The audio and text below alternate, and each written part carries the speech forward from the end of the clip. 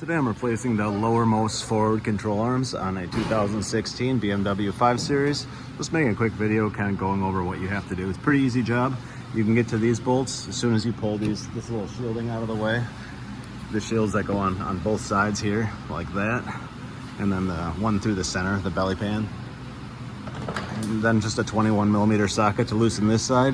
The other side of it is captured, so you can kind of leave that alone. Sometimes if they're really rusty, you'll have to hold this with an open end wrench while you're turning the other side, but usually you can just kind of spin it right out.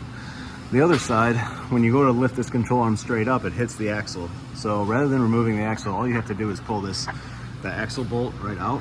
So little shield like this, little shield goes over that, pop that out with the screwdriver, and then use a 17mm Allen to remove the bolt. This is what your bolt looks like. Take that out of the way, and then you can move this axle enough